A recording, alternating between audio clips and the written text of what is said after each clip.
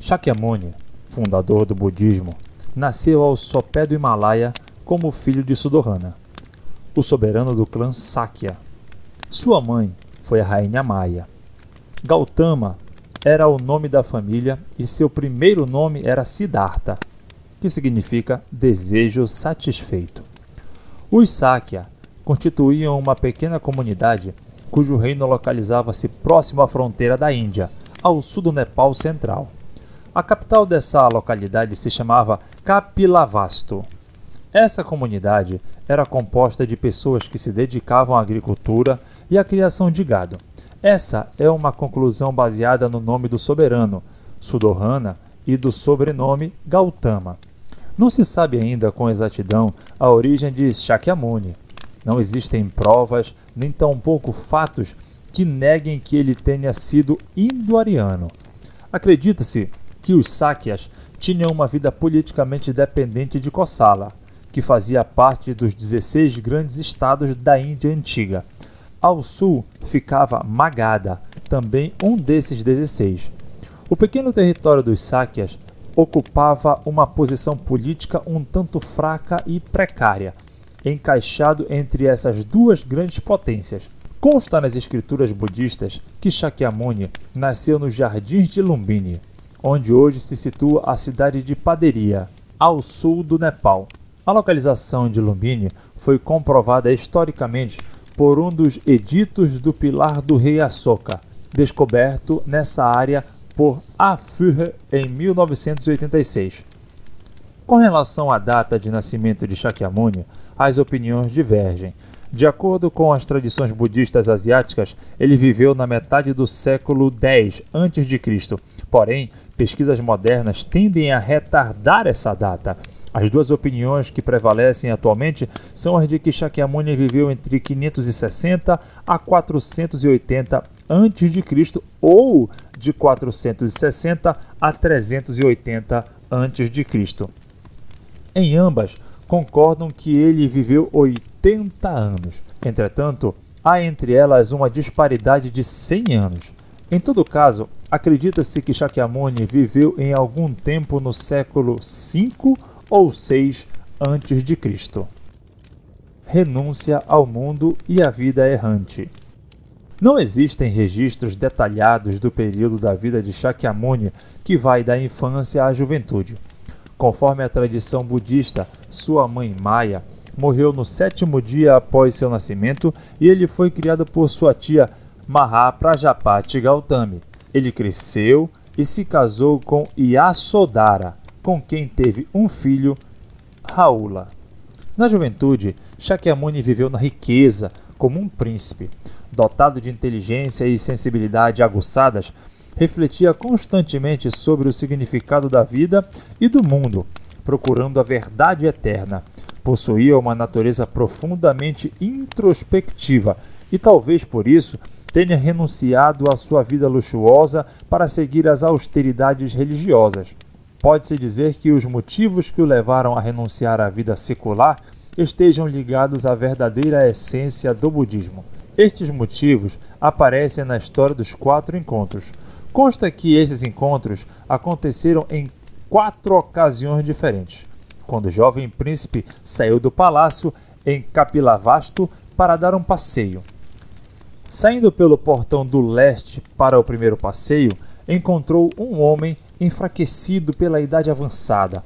Saindo pelo portão sul, no segundo passeio, viu uma pessoa doente. No terceiro passeio, ao sair pelo portão do oeste, defrontou-se com um cadáver. E, finalmente, saindo pelo portão do norte, encontrou um asceta religioso. Supõe-se que estes encontros foram decisivos para sua determinação de renunciar ao mundo secular.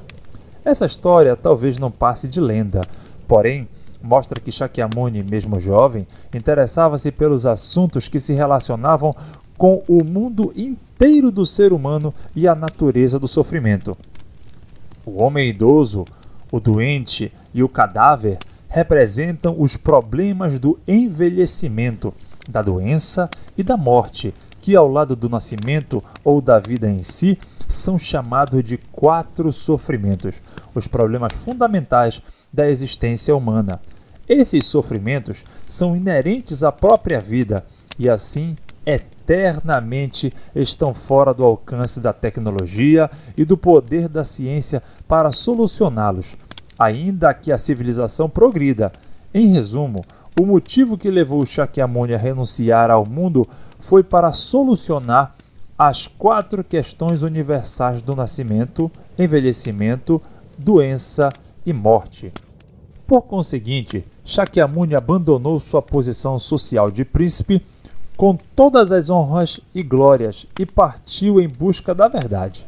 Viajou em direção ao sul e chegou a Rajagriha, capital do reino de Magadha, onde se dedicou à prática religiosa com seu primeiro mestre, Alara Kalama, que havia atingido os domínios do nada pela meditação.